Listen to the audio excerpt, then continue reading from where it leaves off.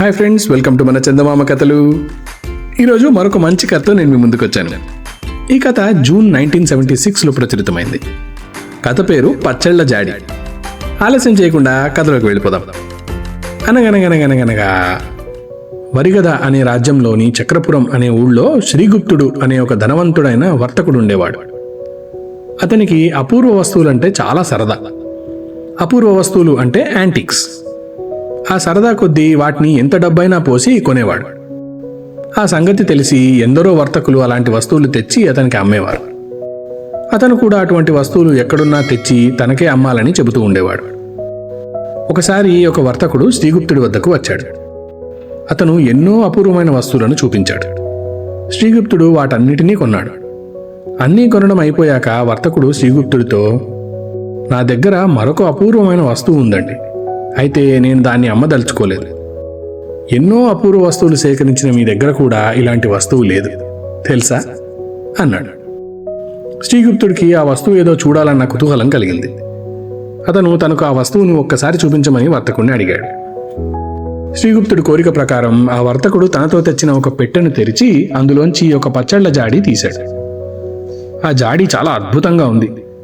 దాని మీద అందమైన తీగలు, పూలు చెక్కి ఉన్నాయి. ఆ జాడీని చూడగానే శ్రీగుప్తుడికి ఎంత డబ్బైనా సరే పెట్టి కొనాలనిపించింది. అయితే వర్తకుడు మాత్రం శ్రీగుప్తుడు ఎంత డబ్బిచ్చినా సరే తాను ఆ జాడిని అమ్మదలుచుకోలేదని చెప్పి వెళ్ళిపోయాడు. శ్రీగుప్తుడికి తాను అన్నాళ్ళు సేకరించిన అపూర్వ వస్తువులన్నింటినీ కలిపినా ఆ పచ్చళ్ల జాడీకి సరితూగవని అనిపించింది. అది తన దగ్గర లేకపోవడం పెద్ద కొరతలా అనిపించింది అతనికి. మరో వారం రోజుల తర్వాత ఆ పచ్చళ్ల జాడీ వర్తకుడు మళ్లీ శ్రీగుప్తుడి ఇంటికి వచ్చాడు. తన వ్యాపార విషయంగా ఎంతో డబ్బు కావాలని, మరో గత్యంతరం లేక ఆ పచ్చళ్ల జాడి అమ్మదలుచుకున్నాడని చెప్పాడు. శ్రీగుప్తుడు ఆ మాటలు వినగానే చాలా సంతోషించాడు. వర్తకుడు అడిగినంత డబ్బు ఇచ్చి ఆ జాడిని కొనేశాడు. ఆ తర్వాత కొద్ది రోజులకే శ్రీగుప్తుడి వద్ద పనిచేయడానికి మాధవుడు అనే ఒక పేద యువకుడు వచ్చాడు. కొద్ది కాలంలోనే అతను తన యజమాని అభిమాన పాత్రుడైపోయాడు. అతనికి కుడిభుయంలా అయిపోయాడు. శ్రీగుప్తుడు మాధవుడికి తన వద్ద ఉన్న అపూర్వ వస్తువులన్నీ చూపిస్తూ పచ్చళ్ల జాడి కూడా చూపించాడు. అన్నింటికన్నా పచ్చళ్ల జాడి అద్భుతంగా ఉన్నదని మాధవుడు కూడా చెప్పాడు. రోజు మాధవుడు శ్రీగుప్తుడి వెంట సమీపంలో ఉన్న చిట్టడవికి షికారుకు వెళ్ళేవాడు. ఒకరోజు అతను దాహంగా ఉందని చెప్పి దగ్గరలో ఉన్న కొలంలో నీళ్లు తాగడానికి వెళ్ళాడు. ఆ సమయంలో ఒంటరిగా ఉన్న శ్రీగుప్తుడికి ఒక స్త్రీ కంఠం వినిపించింది. రక్షించండి, రక్షించండి అంటూ. ఆ ఆర్తనాదం వినగానే అతను వెంటనే ఆ కేక వచ్చిన దిక్కుగా వెళ్ళాడు. కొంత దూరం వెళ్ళాక అతనికి ఒక కుటీరం కనిపించింది. దాని ముందు ఒక పెద్ద రేగు పళ్ళ పొద, అందులో పళ్ళన్నీ కోసుకుంటున్న ఒక అందమైన యువతి కనిపించింది. శ్రీగుప్తుడు ఆమె వద్దకు వెళ్ళి, అమ్మాయి, ఇంతకుముందు ఎవరో రక్షించమని కేకలు పెట్టారు, అది నువ్వేనా అని అడిగాడు. ఆమె నవ్వి, కేకలా? నేనేమీ కేకలు వినలేదే, మీరు భ్రమపడి ఉంటారు అన్నది. శ్రీగుప్తుడు వెనక్కి తిరిగి వస్తుండగా అతన్ని వెతుక్కుంటూ మాధవుడు ఎదురుగా వచ్చాడు. ఎవరైనా స్త్రీ ఆర్తనాదం వినిపించిందా అని శ్రీగుప్తుడు మాధవుడిని అడిగాడు. అతను కూడా తనకేమీ వినిపించలేదని చెప్పాడు. శ్రీగుప్తుడికి మతిపోయినట్లయింది. సరే, ఇద్దరూ కలిసి ఇక ఇంటికి నడిచారు. మర్నాడు సాయంకాలం, ఆ తర్వాతి రోజు సాయంకాలం కూడా చిట్టడవిలో శ్రీగుప్తుడు ఒంటరిగా ఉన్నప్పుడు మాత్రమే రక్షించండి, రక్షించండి అంటూ ఆడవారి ఆర్తనాదాలు వినిపించాయి. అతను పరుగున ఆ కుటీరం వైపు వెళ్ళాడు. ఆ యువతే మళ్లీ కనిపించి అక్కడే ఉండి నవ్వుతూ ఉంది. తనకు నిజంగానే భ్రమ కలుగుతుందేమో అని శ్రీగుప్తుడు అనుమానించాడు. లేదా ఆ చిట్టడవిలో ఏ మోహిని పిశాచమో ఉండి ఉండాలి అనుకున్నాడు. అతను తన అనుమానాలు మాధవుడితో చెబితే మాధవుడు కూడా ఆశ్చర్యపోయాడు. ఆ తరువాత వాళ్ళు చిట్టడవి వైపుకు వెళ్లడమే మానేశారు. ఒక వారం రోజులు గడిచాక చిట్టడవిలో ఉండే యువతి శ్రీగుప్తుడిని చూడ్డానికి వచ్చింది. అతనికి నమస్కరించి, అయ్యా, నా పేరు చారుమతి. నేను ఆ చిట్టడవిలో మీరు చూసిన కుటీరంలో మా నాన్నతో పాటు ఉంటున్నాను. మీరక్కడికి రావడం మానుకున్న దగ్గర నుంచి ప్రతి రాత్రి ఒక స్త్రీ కంఠం రక్షించండి, రక్షించండి అని అరవడం నాకు వినిపిస్తుంది. బయటకు పోయి చూస్తే ఎవరూ ఉండరు. నిన్న రాత్రి ఒక విచిత్రమైన కల వచ్చింది. నా మంచం దగ్గర ఒక స్త్రీ మౌనంగా ఏడుస్తూ నిలబడి ఉంది. ఆమె చేతిలో ఒక పచ్చళ్ల జాడి ఉంది. ఆమె ఏమీ అనకుండానే ఆ జాడీని చూపిస్తూ ఏడుస్తూ ఉన్నది అని చెప్పింది. ఆ మాటలు విన్న శ్రీగుప్తుడు అదిరిపడ్డాడు. అయినా అతను తన కంగారును బయటపెట్టలేదు. అది కప్పిపుచ్చుకుంటూ మాధవుడిని పిలిచాడు. మాధవుడు వచ్చి సంగతి తెలుసుకొని లోపలికి వెళ్లి పచ్చళ్ళ జాడి తెచ్చాడు. దాన్ని చూస్తూనే చారుమతి అదే అదే అని అరిచింది. శ్రీగుప్తుడికి భయం మొదలైంది. ఆ జాడి మీద మంత్రాలేమైనా ఉన్నాయా అని అతనికి అనుమానం కలిగింది. 3 మాంత్రికుల్ని తీసుకొచ్చి దాన్ని పరీక్షించాడు. అయినా ఏమీ తేలలేదు. దాని మీద గాని లోపల గాని కింద గాని ఎక్కడా ఏమీ కనిపించలేదు. అప్పుడు శ్రీగుప్తుడు మాధవుడితో, మనమిద్దరము ఈ జాడీ తీసుకుని చారుమతి కుటీరానికి వెళ్దాం. తెల్లవార్లు మేల్కొని ఉండి దీని రహస్యమేంటో తెలుసుకుందాం అన్నాడు. మాధవుడు అలాగే అని ఒప్పుకున్నాడు. చీకటి పడే వేళకు 3 చారుమతి కుటీరానికి చేరుకున్నారు. పచ్చళ్ల జాడీని ఒక బల్లపైన ఉంచారు. ఆ రాత్రి చారుమతి తన అతిథులకు ఏవో పళ్ళు పానీయాలు ఇచ్చింది.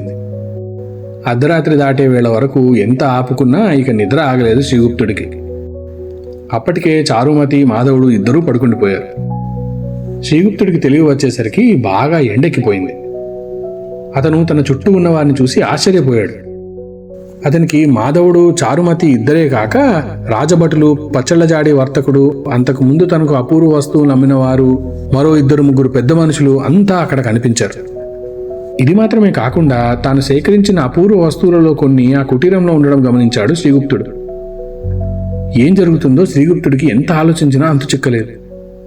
అప్పుడు మాధవుడు శ్రీగుప్తుడిని చూసి, అయ్యా, అపూర్వ వస్తువులు సంపాదించాలనే మీ కోరిక ఎలాంటి ఫలితాలు తీసుకొచ్చిందో మీకు నిరూపించడం కోసమే ఇలా చేయాల్సి వచ్చింది.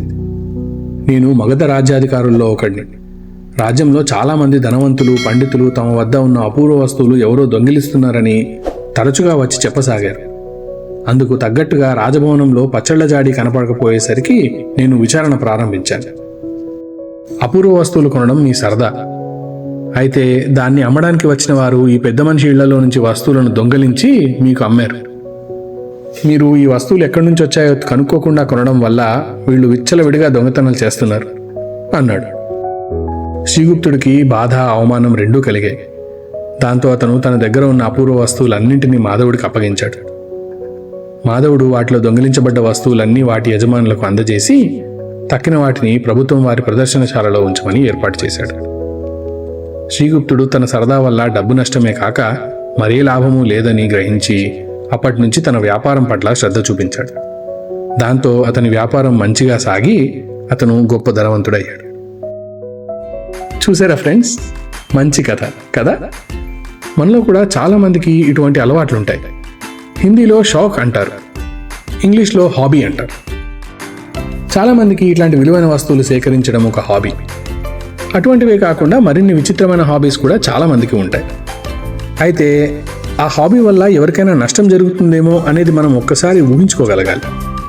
అఫ్కోర్స్ శ్రీగుప్తుడు అలాంటిది ఊహించలేకపోయాడు. కానీ తనకు వస్తువులు అమ్మడానికి వచ్చిన వారు ఎక్కడి నుంచి ఆ వస్తువులు తెచ్చారు, వాటి విలువ ఎంత అనేది చూసుకోవాల్సిన బాధ్యత మాత్రం అతనిదే కదా. కానీ అతను అది కూడా చూసుకోకుండా ఎవరి దగ్గర పడితే వాళ్ళ దగ్గర ఎటువంటి వస్తువు పడితే అటువంటి వస్తువు అపూర్వంగా ఉంది కదా అని కొనేశాడు. మనం కూడా సరదాకి ఏదైనా కొనేద్దాం అనే ఆశ కాకుండా ఏం కొంటున్నాం, అది మనకు పనికి వస్తుందా లేదా, నిజంగా ఆ వస్తువు యొక్క విలువ అంత ఉందా లేదా, దానికి మనం అంత డబ్బు వెచ్చించాల్సిన అవసరం ఉందా అని ఒక్క క్షణం ఆలోచిస్తే మన ఇంట్లోని సగం వస్తువులు అసలు ఉండవు. ఏమంటారు? మీ ఇంట్లో ఇటువంటి వస్తువు ఏదుందో కామెంట్స్లో మెన్షన్ చేయండి. ఓకే. ఈ కథ కనుక మీకు నచ్చినట్లయితే తప్పకుండా దీన్ని లైక్ చేయండి, మీ ఫ్రెండ్స్ అందరితో షేర్ చేయండి. మా ఛానల్ని సబ్స్క్రైబ్ చేయడం మాత్రం మర్చిపోవద్దు. మీ అద్భుతమైన కామెంట్స్ ని నాకు తెలపండి. దాంతో కొత్త కథలను మీ ముందుకు తీసుకొచ్చేటప్పుడు ఎటువంటి కథలను తీసుకురావాలనేది నాకు తెలుస్తుంది. ఆ పక్కనే ఉన్న గంట సింబల్ని కొట్టండి. దాంతో కొత్త కథల నోటిఫికేషన్స్ అన్ని మీ యూట్యూబ్ యాప్ కి వచ్చి చేరతాయి. వచ్చే వారం మరొక అద్భుతమైన కథతో మళ్ళీ మీ ముందుకు వస్తాను. అంతవరకు సెలవు. బాయ్.